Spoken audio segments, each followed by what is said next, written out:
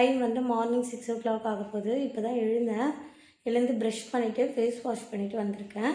Empty ஸ்டொமக்கில் நம்ம என்ன குடிக்கலான்னு பார்க்கலாம். நைட்டே சியா சீட்ஸ் வந்து 2 ஸ்பூன் எடுத்து ஒரு கிளாஸ் தண்ணியில் வந்து ஊற வச்சுருந்தேன். நல்லா சோக் ஆகிருக்கு. இதை தான் வந்து ஒரு 3 டேஸாக இப்போ வந்து நான் எம்டி ஸ்டொமக்கில் எடுத்துக்கிறேன். இதோட ரிசல்ட்டை வந்து கண்டிப்பாக நான் வந்து உங்கள் கூட ஷேர் பண்ணுறேன். வாங்க குடிக்கலாம்.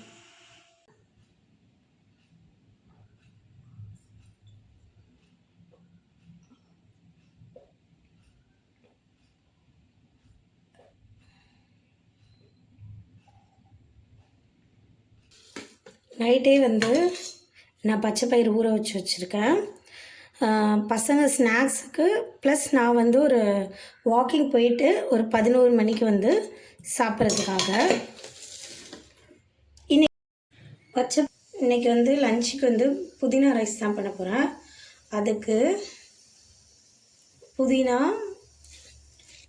புதினா பாதி, கொத்தமல்லி பாதி ரெண்டும் சேர்த்து எடுத்திருக்கேன். இது வந்து ரொம்ப கம்மியான ஆயிலில் வந்து எப்படி பண்ணுறதுன்னு காட்டுறேன். வீடியோவை ஸ்கிப் பண்ணாமல் ஃபுல்லாக பாருங்கள்.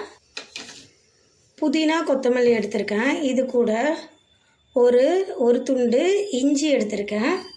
உங்கள் காரத்துக்கு ஏற்ற மாதிரி பச்சை மிளகா எடுத்துக்கலாம். நான் ஒரே ஒரு பச்சை மிளகா தான் எடுத்திருக்கேன். அது எப்படி அவ்வளோதான். இதை அரைச்சிட்டு வந்துடலாம். புதினாவை இந்தளவு நைஸ் ஒரு 2 ஸ்பூன் ஊற்றிக்கிறேன்.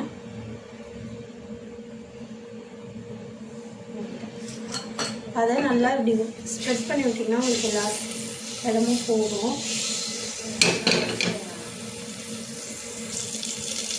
எண்ணெய் லைட்டாக சூடானோம்னா ஒரு 1/2 ஸ்பூன் வந்து சோம்பு சேர்க்குறேன்.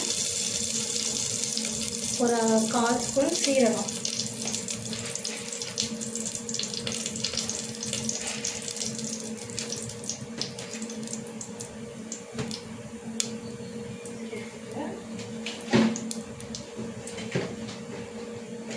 நான் வந்து இதில் 2 கிராம்பு மட்டும் சேர்க்குறேன். ஃப்ளேவருக்காக ஒரே ஒரு கிராம்பு,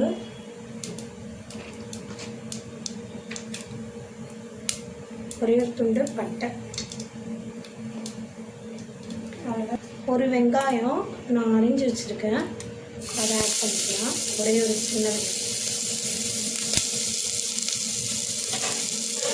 ஆட் பண்ணிட்டு அதுக்கு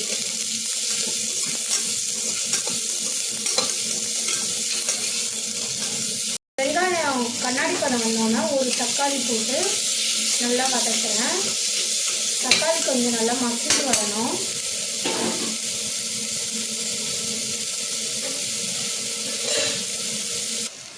இப்போ எண்ணெய் வந்து இதில் நல்லா பிரிஞ்சு வந்துடுச்சு. உங்களுக்கு பார்க்கவே தெரியும். இப்போது நான் வந்து ஒரு அளவுக்கு அரிசி எடுத்துக்கிறேன். அதுக்கு 2 அளவு தண்ணி ஊற்றிக்கிறேன்.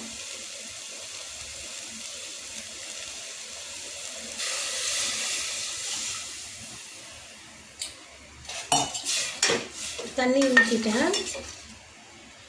உங்களுக்கு வேணும்னா வதக்கும் போதே முந்திரி ஆட் பண்ணிக்கலாம். நான் வந்து வெயிட் லாஸ்ன்றதுனால இந்த பக்கம் வந்து பிரேக்ஃபாஸ்ட்டுக்கு ரெடி பண்ணிட்டுருக்கேன். நமக்கு லைட்டாக கொதி வர ஆரம்பிக்கும் போது நான் அரிசி போட்டுறேன். நல்லா கொதி வரணுன்ற அவசியம் இல்லை. போட்டுட்டு உப்பு செக் பண்ணிக்கலாம்.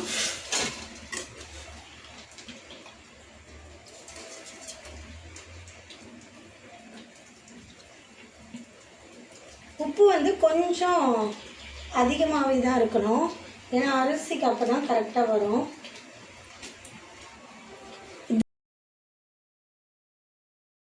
நம்மளுக்கு லஞ்சும் ரெடி, பிரேக்ஃபாஸ்ட்டும் ரெடி ஆயிடுச்சு. இது சிம்பிளாக இருக்கும்.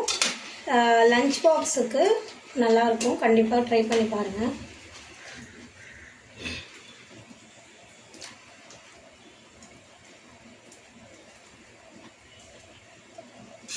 இப்போது கொதி கொதிக்க ஸ்டார்ட் பண்ணிடுச்சு.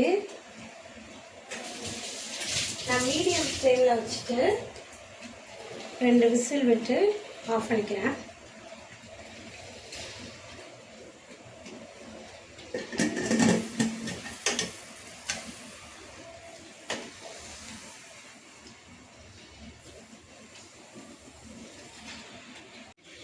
பாப்பாவுக்கும் அதே தான் பிரேக்ஃபாஸ்ட்டு. ஆனால் என்ன ஒன்று, நெய் கொஞ்சம் ஆட் பண்ணியிருக்கேன் லைட்டாக. நான்